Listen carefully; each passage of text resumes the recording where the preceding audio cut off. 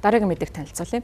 Америкийн нэгдсэн улсын ерөнхийлөгч Дональд Трамп АПЕК-ийн дэд хэмжээний уулзалтанд оролцож байгаа. За энэ үеэр түүнд ямар бэлэг өгөх талаар Бүгд найрамд Солонгос улсын ерөнхийлөгчийн тамгын газраас зарим нэгэн мэдээллийг дамжуулсан байна. За Бүгд найрамд Солонгос улсын ерөнхийлөгчийн тамгын газар Солонгосын эртний хааны титмийн хуулбарыг Америкийн нэгдсэн улсын ерөнхийлөгчд бэлгэлэх талаар хэлцэж байгаа юм байна. За ерөнхийлөгчийн тамгын газар мигмар гарагт мэдэгдэхдээ Америкийн нэгдсэн улсын ерөнхийлөгч Дональд Трамп энэ 7 хоногт АПЕК-ийн буюу Аз намхан далайн эдийн засгийн хамтын ажиллагааны арга хэмжээнд оролцохоор Өмнөд Солонгос улсад айлчилж байгаа. За энэ үеэр нь эртний хааны алтан титмийн хуулбарыг бэлэглэх талаар бодолцож байгаа гэдэг мэдгдсэн. Дональд Трамп лав гарагт 2 өдрийн айлчлалаар Өмнөд Солонгост ирсэн. За энэ үеэрээ АПЕК-ийн уулзалтын үеэр Кёнжу хотод ерөнхийлөгч Ижимёнтой яриа хэлцээ хийх юм байна. За энэ үеэр бид тусгайлан үйлдвэрсэн алтаар бүрсэн загварыг бэлэг болгохыг бодолцож байгаа гэдгийг ерөнхийлөгчийн тамгын газрын албан тушаалтан мэдэгдэж байна. За энэхүү загвар нь Солонгосын хойгийн 3-2-ыг захирч байсан. За нийслэл хот нь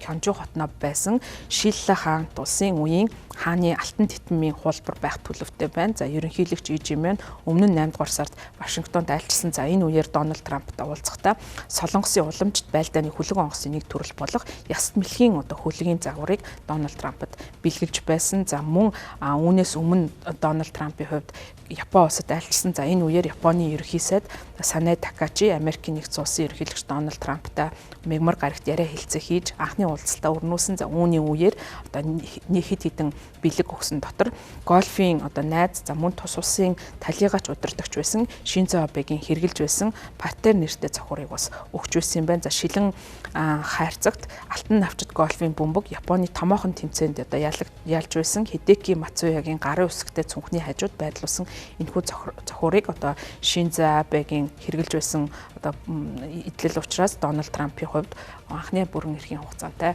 Шинзо Абетай маш дотн одоо харилцаатай байсан. За энэхүү харилцааг одоо дурсаж энэхүү бэлгийг өгсөн байна. За ямар ч байсан Америкийн нэгдсэн улсын ерөнхийлөгчд одоо ямар бэлэг өгч түүнд одоо сэтгэлд нь таатай ийм мэдрэмжийг төрүүлэх талаар улс орнуудын удирдагчид ажиллаж байгаа юм байна.